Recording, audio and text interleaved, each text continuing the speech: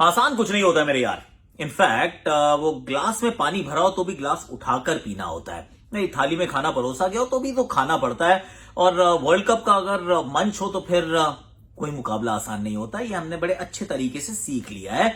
आज की शाम को मुकाबला है भारत बनाम स्कॉटलैंड। तो स्कॉटलैंड की जो टीम है, अगर आप वैसे बात करें तो एक वहां पर है, एक यहां पर है, हम यहां पर हैं। पर इस मुकाबले को अच्छे से खेलना होगा क्योंकि हमारे दो गोल्स हैं। एक तो ये ऑफ कोर्स कि आपको मैच जीतना है, दूसरा ये कि हमें बहुत अच्छे नेट रन रेट से चलना है। क्योंकि जब अलादीन का चिराग जब घिसा गया तो उसने जीनी निकली, और भाई जीनी निकल के क्या बोला कि आपके 3 विश क्या है। तो हमारे 3 विश जो है ये कि हम आज का मैच जीत जाएं, हम आखिरी मैच भी जीत जाएं, अफगानिस्तान जो है वो न्यूजीलैंड को हरा दे 7 तारीख को, और सब कुछ फिर भी ऐसा हो कि हमारा जो नेट रन रेट है वो सबसे आगे भाग जाए।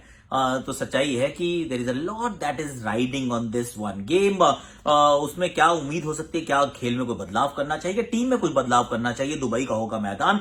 Late me also tell you कि वेस्ट इंडीज इज आउट। तो जो डिफेंडिंग चैंपियंस है उनको टाटा बाय बाय कह दिया गया, उनका टूर्नामेंट हो गया समाप्त। श्रीलंका के पास कुछ 1-2 बहुत अच्छे खिलाड़ी आए, विच इज फैंटास्टिक। और आज का मेरा आपके लिए ट्रिविया ये है कि वो कौन सा ऐसा भारतीय बल्लेबाज है जिसने T20 वर्ल्ड कप के इतिहास में सबसे ज्यादा छक्के जड़े हैं। भारतीय बल्लेबाज कौन है वो? म्यूचुअल फंड सही है प्रेजेंस आकाशवाणी।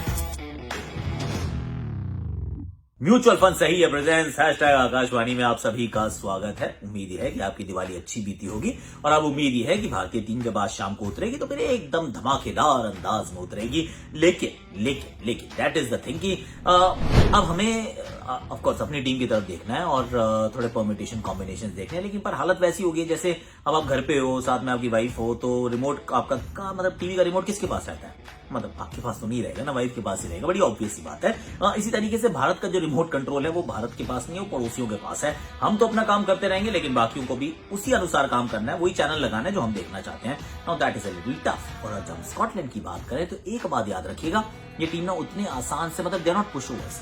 सिर्फ एक गेम ऐसा है जो ये बिल्कुल नेस्तनाबूदी हो गया। वो मुकाबला था इनका अफगानिस्तान के सामने शारजा की पिच पे, जहां ये 62 रन पे आउट हो गए और 62 गेंदों में 60 रन बना के आउट हो गए। That was it. पर उसके अलावा अगर आप उनके सारे मुकाबले देखें, they have given the opposition good fight. In fact qualifying round में बांग्लादेश को उन्होंने हरा दिया था।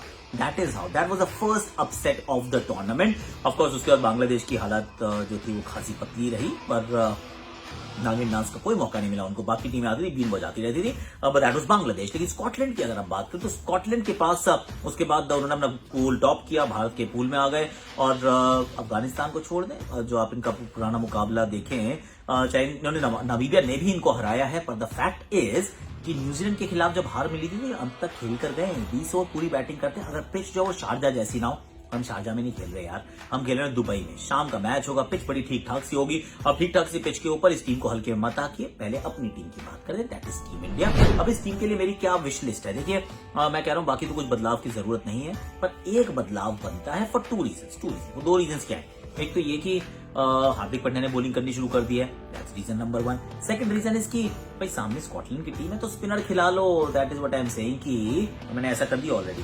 यानी कि शार्दुल ठाकुर की जगह राहुल चहर को मैं खेलते हुए देख रहा हूँ। यस आई नो कि ड्यू आ सकती है, पर आपकी पहले बॉलिंग भी तो आ सकती है। That won't be a bad thing, क्योंकि अगर आपकी पहले बॉलिंग आती है, सामने वाली टीम को आपने मान लीजिए 130 रन पे रोक दिया, अब आप वो रन जो है 13 ओवर में भी बना सकते हैं, राइट? आप you can actually back yourself to now go that फार।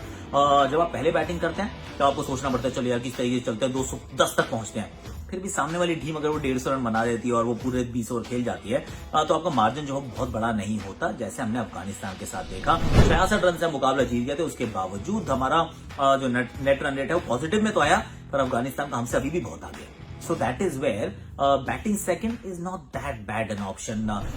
तो राहुल चहर के अंदाज से आप सोचिए कि हम राहुल चहर को खिलाने वाले हैं, और सामने वाली टीम है वो स्पिन पे थोड़ा सा स्ट्रगल कर सकती है। एक बार फिर बिल्कुल बेबाक, बिंदास, बेधड़क, बेखौफ अंदाज में खेले, और मुझे लगता है खेलेंगे। क्यों? क्योंकि यार इंडिया और स्कॉटलैंड में वैसे वो कॉन्टेस्ट है नहीं, बहुत बेहतर टीम है हमारी। सामने वाली टीम में खतरा किन किन लोगों से, ये भी याद करना जरूरी है। और शुरू में आते हैं मंजी, लेफ्ट हैंडेड है, बहुत अच्छी बैटिंग करते हैं। और फिर आते हैं बेरिंगटन, देयर इज कोएट्जर, तो ये जो और क्रॉस, तो ये 4-5 लोग जो है ना, इनसे आपको बल्लेबाजी में थोड़ा सा बच के रहना, क्योंकि they do have the game to score runs. मतलब देखा था ना, याद है, रिमेंबर 5 चौके मार दिए थे एडम मिलन को एक ही ओवर में, मतलब 20 रन का ओवर था वो।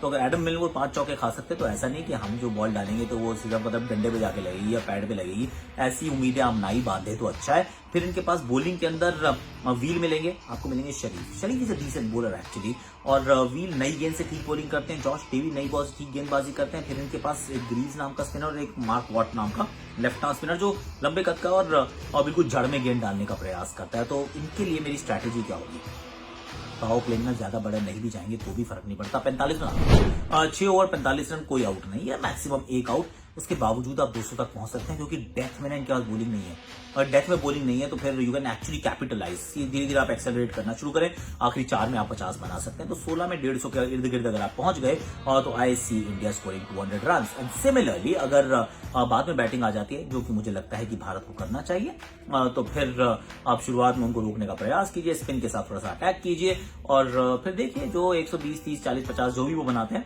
आप 10 एंड ओवर के हिसाब से फटाफट से रफा दफा कीजिए, जैसे ऑस्ट्रेलिया ने किया बांग्लादेश के सामने। ऑस्ट्रेलिया ने मतलब उड़ा दिया भाई, 74 पे मतलब क्या लपेट दिया, समेट दिया, और 6.2 ओवर में कटाड़ा, वी आर डन।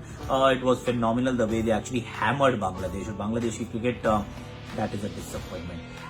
अगर इस समय अगर आप किसी टेस्ट प्लेइंग नेशन की बात करें ना, सबसे ज्यादा जो स्ट्रगल करती हुई टीम नजर आ रही है, जिसका 20 साल से टेस्ट वो स्टेटस है, दैट्स बांग्लादेश के, वेरी वेरी ऑर्डिनरी। बट एक सेकंड, उस मैच में क्या किया एरन फिंच ने, 20 गेंदों में बनाए 40 रन, और बता दिया कि चाहे म्यूचुअल फंड हो या फिर क्रिकेट की पिच हो, लंबे समय तक टिके रहना ये बिल्कुल सही है।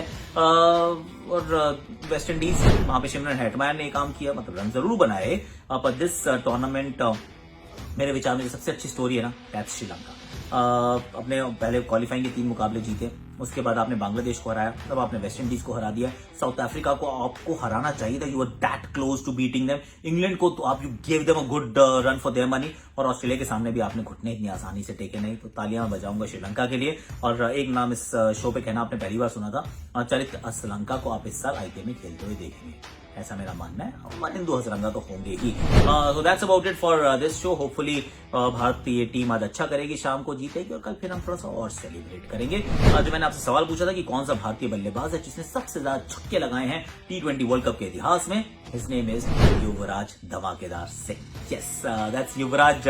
तो आज के लिए इतना ही। लाइक करना, शेयर करना, प्रोफाइल में पिन करना, कमेंट सेक्शन को भर देना है, और जाते जाते देखने अपने शॉर्ट्स सुनने मेरी आकाशवाणी। नेट में बल्लेबाज तैयार, गेंद जाके लगी सीधा हेलमेट पर। भाई दोबारा देखिए जरा, अता पता बिल्कुल नहीं था, अरे सर सलामत तो हेलमेट 1000 मिलेंगे दोस्त।